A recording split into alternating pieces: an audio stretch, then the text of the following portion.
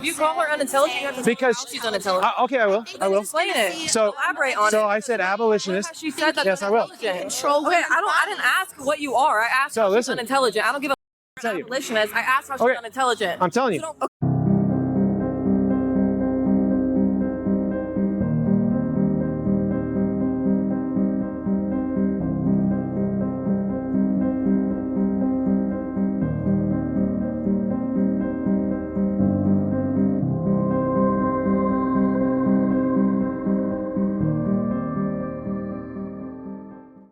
What's up, everyone? This is Sage, and we're going to do another reaction video. And this time we're going to react to a video by Abolitionists Rising. And they tend to separate themselves from the pro-life movement. I would like to take a moment to, address the differences between the Abolitionists Prolife and pro-life movement. And I'm just going to give a real brief description. Abolitionist pro-life perspective is abortion should be abolished immediately, not gradually. The law should recognize unborn children as persons with equal protection. Incremental restrictions can unintentionally legalize or legitimize abortions that remain legal. Culture change is important, but legal equality should not wait for society to agree. So that's the abolitionist pro-life perspective. Now, the mainstream pro-life movement or perspective is every law that reduces abortions or protections on unborn children is worthwhile, even if it does not prohibit all abortions. Political realities often require gradual progress. That is the way that they think about it. And providing support for pregnant women, such as pregnancy resource centers, adoption assistance, and financial or social support is an essential part of the movement. Whether y'all believe that or not, I have been within the pro-life movement, and a lot of them do help people. And the last part is incremental legal victories can build momentum for broader protections. That's their view, and so that's the dividing line. Incremental versus getting rid of it immediately. They both view pro-life, of course, as murder. So I just wanted to give you that brief rundown on what they are. So we're going to dive into this video. And while we're looking into this video, I'm going to voice my opinions and views on certain things about the abortion issue and the pro-choice view. And I'm an ex-Christian.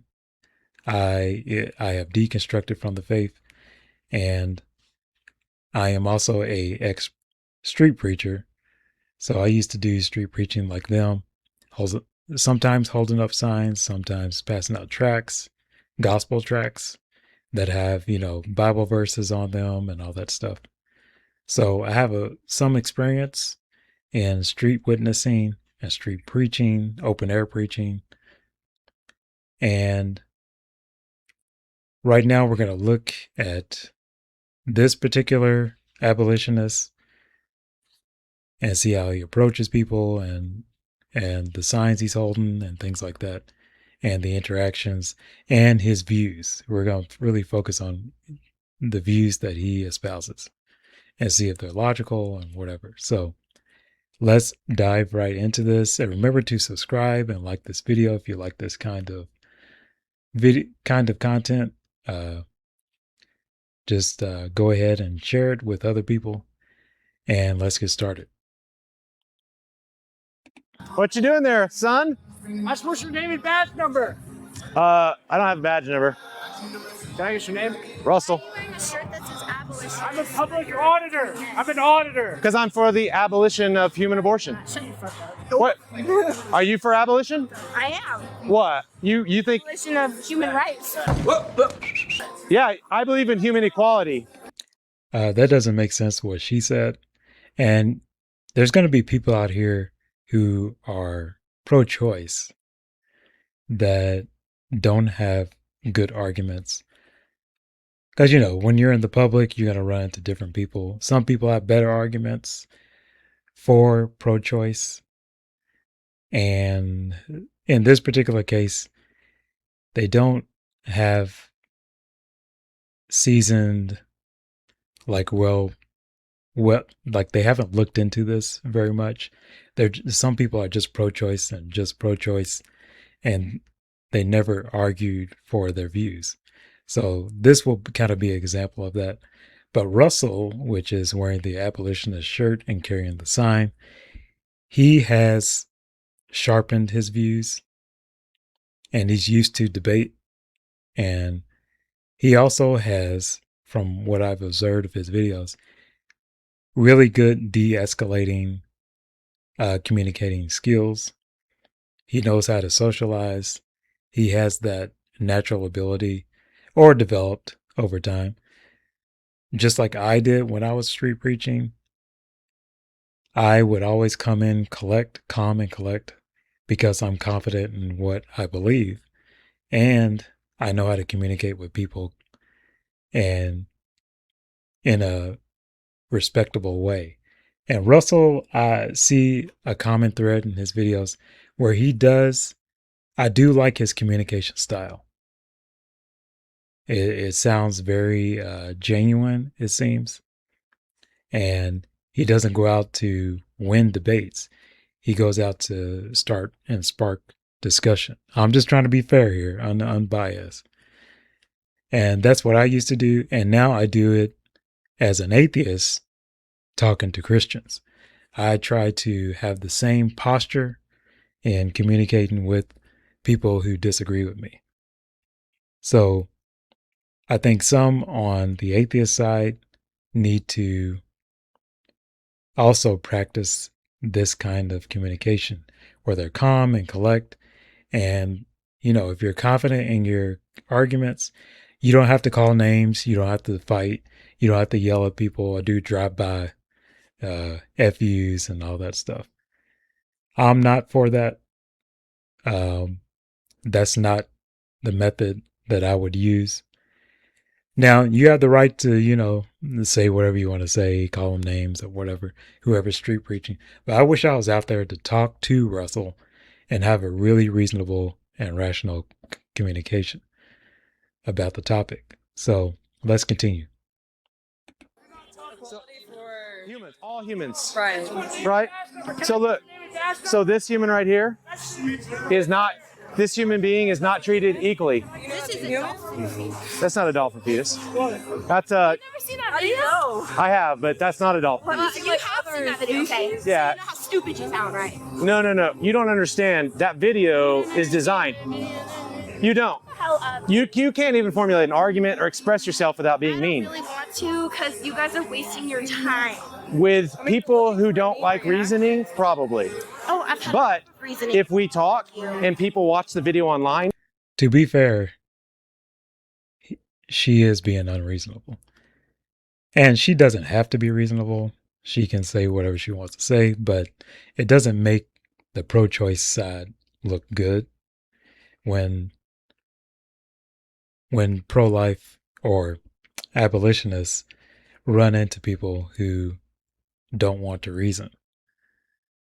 And I always encourage people who disagree with abortion to come in with good arguments, or, as good of an argument as you can.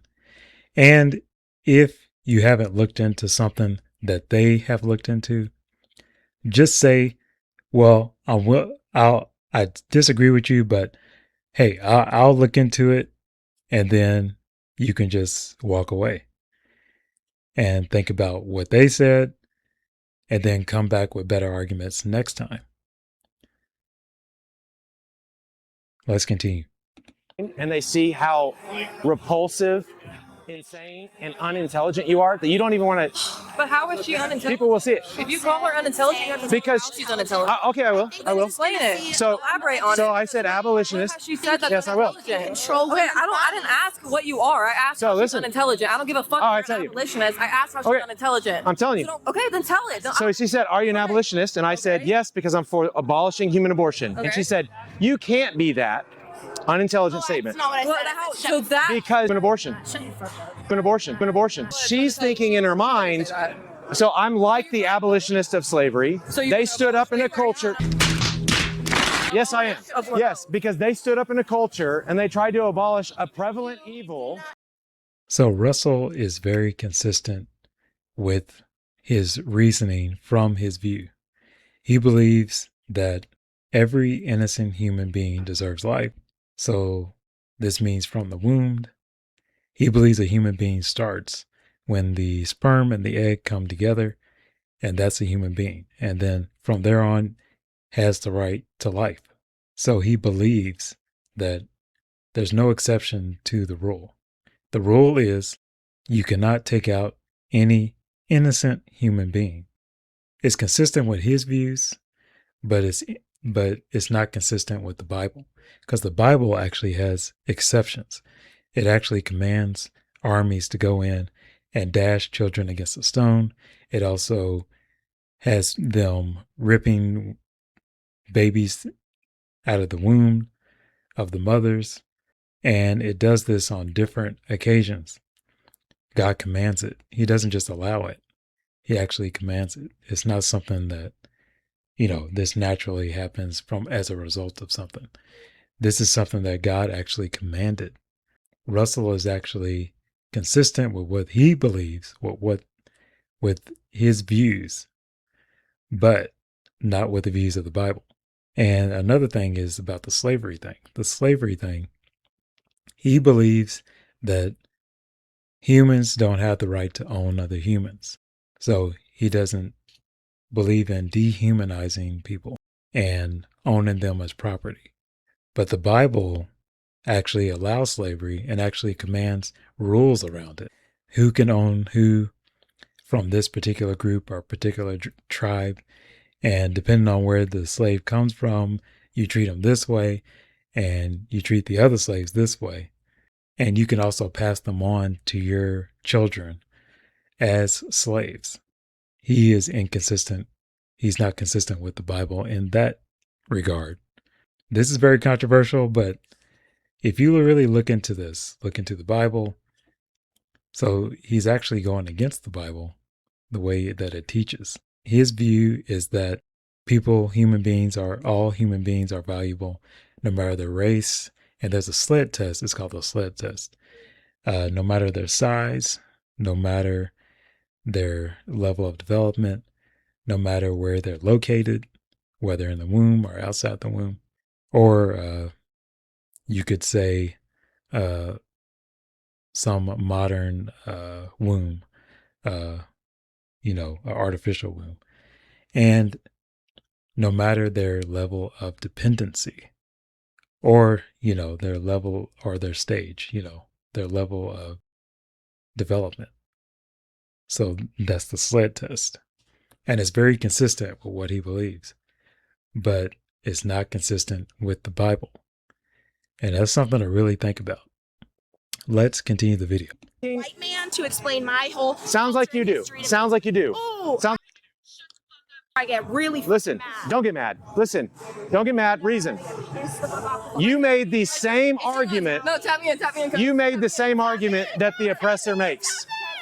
That is not a person. I can hurt them. That's what she said. She said, Okay, so what did we just she said that human is not a person. Not So yet. therefore, Not yet. You're not the person to draw your first. and I'm saying, I said that that's what they used to say to justify slavery. That human is not a person. Okay, but if we And use she our knows best that's the empirical argument. reasoning, if we use She our knows best- the argument. Okay, but I'm not talking about her argument. I'm talking about my argument now. So if we use our best empirical reasoning, That is a human being. no, okay, but what says that's a human being? What says that? Scientifically, we observe that a human being is conceived via sexual reproduction. Right. You've got the sperm and the egg, Right, I know the that. genetic material. I was in sex ed. I know Right, and they fuse You to don't have make to explain what? that to me. A human embryo. Right. And the human embryo, Embryo. Emphasis on the embryo. what kind of embryo? What kind of embryo? A human. Human. That's the reproduction. We are what? We are animal beings. We are mammals. Human rights. Okay, so whenever. So what do you believe in? What do I believe in? What do you mean? Do you think the human embryo doesn't deserve rights? I So never you don't. said that. Okay. Okay. And what? So you're on my okay, side? So no. Hold on. Yeah, I will explain what I believe deserves rights. Go for it. Point something out real quick. Alive in a format in weeks, right? Hey, real quick, if you like this equal rights for all humans, As the advertisement for their T-shirt, what he just said was scientifically correct. Once they, the egg and the sperm come together, it is a human embryo. Now, the conflict here is she doesn't believe it's a person. She will have to define what a person is. And she'll have to actually argue for the right to eliminate this embryo. And that's a little hard to do. This is something that I've been pondering upon, is that what counts as a person. Some people say once the heart is beating. Some people say once the brain is working, once it can feel pain, once it starts to look like a human being. And I don't think that's compelling. Looking like a human being, that's very arbitrary there. But we can look at when the heartbeat starts, and we can look at when the brain starts activating. This is something that a lot of you can wrestle with in the comments. This is the question to pro-life people. If you believe that you should not kill any innocent human being at any level, from the womb all the way to adulthood, and any innocent human being from any culture, any racial background, you have to ask yourself, does the Bible believe the same thing? And I would like you to read, Deuteronomy and different stories in the Bible where there has been a battle and things like that, where the innocent were actually taken out. Because the Bible has exceptions.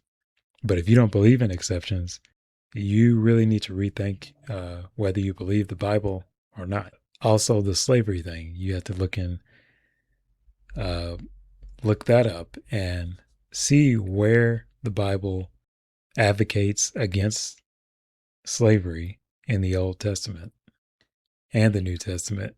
Because the New Testament doesn't say anything to eliminate the practice of slavery at all. It never says not to own a slave, not to own a person. So I want you guys to look into that. We're going to end the video here. And if you want to see the rest of this video, you can. The original video reference is in the description below. I will be back and I'll have some more videos for you. If you enjoyed this, make sure to subscribe and also like the video, and just have a conversation. Be respectful and talk about it. I'll see you guys later.